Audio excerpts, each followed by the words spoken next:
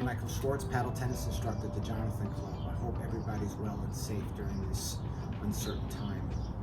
In the next few weeks, I'll be showcasing videos on paddle tennis, as far as strokes and techniques, but also as far as movement and exercises you can do in the confines of your home or backyard or a small area. So when this is lifted and we're back on the court, so ready position, feet shoulder width apart. So the idea is that we really want to get used to playing at a low, lowering our center of gravity. So a great exercise that you can do to really engage the hips, the knees, the legs is what we call a clap squat. So see how I'm clapping, I squat. So I'm up forward, I'm practicing what we call a clap squat. You can also think about it as what we call a split step, or what I like to call a bounce. So clap, and then keep your hands out front, clap. Good.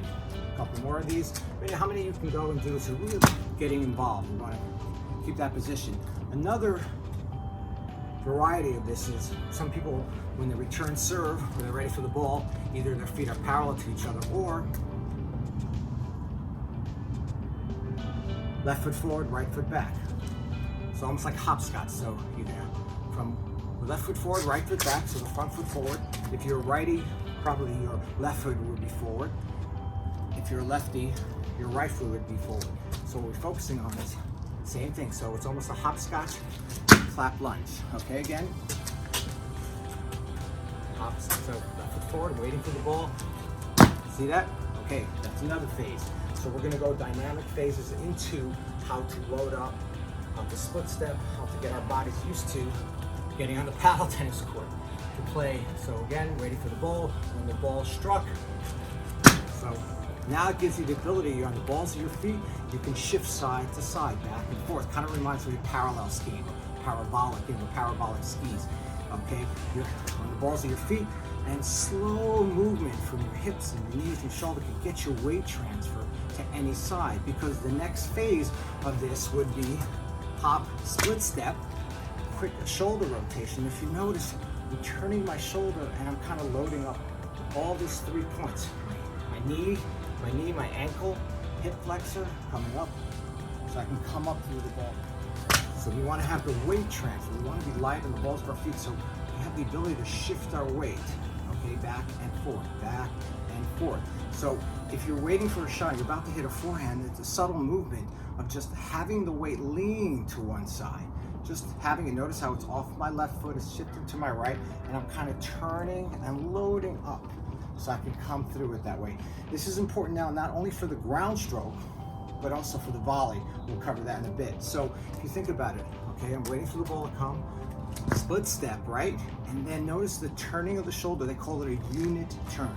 I'm turned, I'm loading up the foot, the hip flexor, I'm kind of imploding. See my foot, my knee, everything's kind of sitting down to the ground, imploding, coming down to the ground, and I'm coming up. I can drive up through the ball. I can come up through the ball with what they call an open stance, or I can come up through the ball, transfer, and hit with a close. Some nice practical exercises you can use with any household products. A towel. Fold up a towel. Okay. Hold it up. Place it in front of you.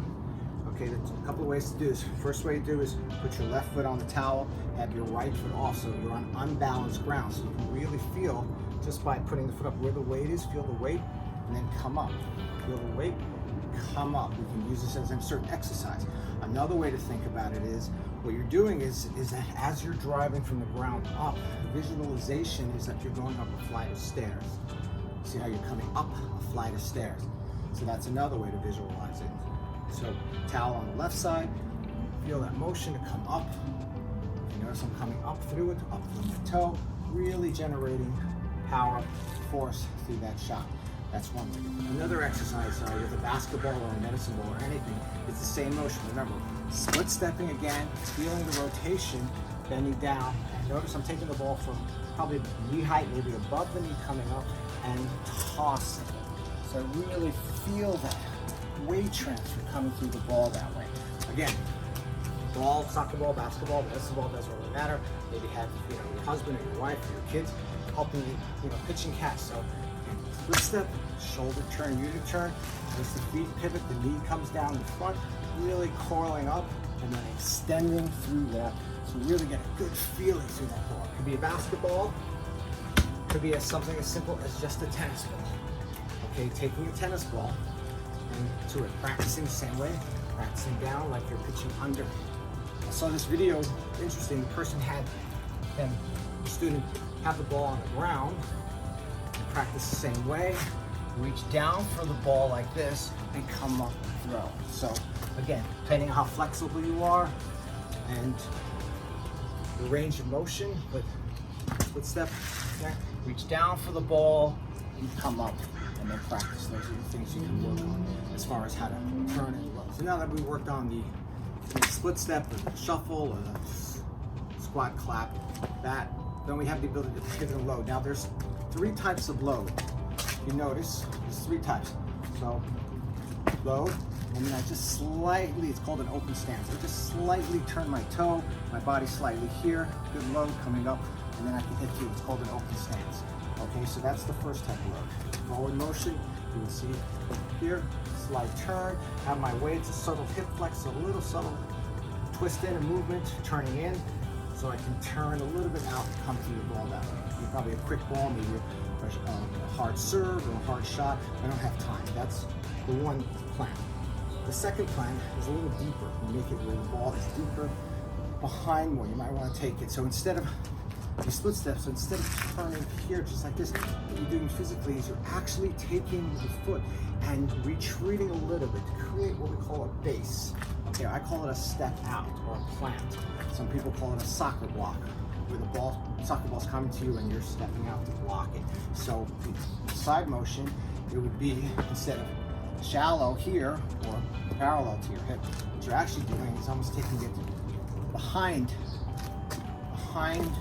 your right side. So you're creating a base, a foundation. So again, good step forward, take a half a step back, that pivot, and in certain ways you can do, it's called a semi-open stance or a half a load. Okay, if you notice here, half back, notice how I'm turning my left side in to create this coil motion, and then what I'm doing is I'm using this weight transfer, this force, and transferring through the shot. Another important factor when you're playing paddle tennis is there's the stance. How many stances are there in tennis and paddle tennis? In tennis, there are 4 stances, just like there are 4 types of players.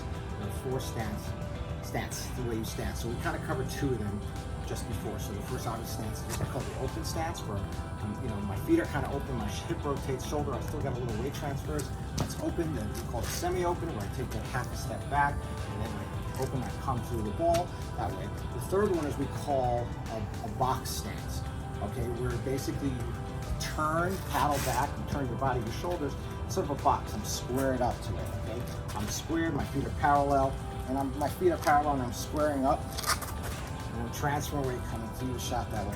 And then the fourth is what they call a closed stance, where you take your left side, if you are a righty, and you actually close your stance. It means you're closing off that way, and you're hitting pretty much kind of off the front foot. You're closing your stance to hit through the ball. So those are the 4 stance in paddle tennis. They each have their place on the court depending on what type of shot you're hitting.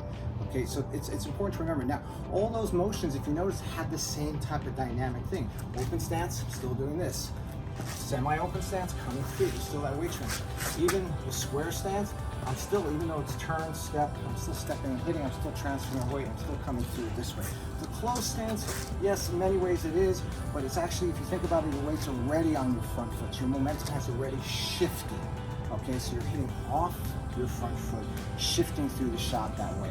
So it's kind of a after momentum shot through the shot. It's an approach shot. It's hitting a down the line shot, maybe hitting it on the rise or taking it early.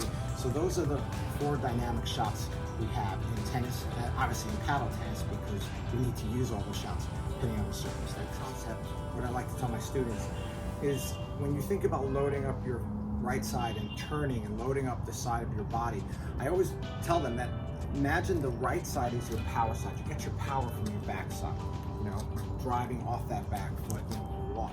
Okay, driving off that back foot. So the right foot is your power foot, okay, and your left foot, or your non-dominant foot, is your direction in many ways. especially if you're hitting with a closed stance, or you're hitting with a square stance, or what I like to call, you're hitting with, what we call semi-open stance. Even though you're semi-open, you're still gonna have to transfer your weight through your target. So the extensions are, you're planting, and then you're transferring your weight through your front foot to your direction you wanna hit, and then you're extending your paddle towards the direction you wanna hit. Okay, so those are the three stances that you'll use.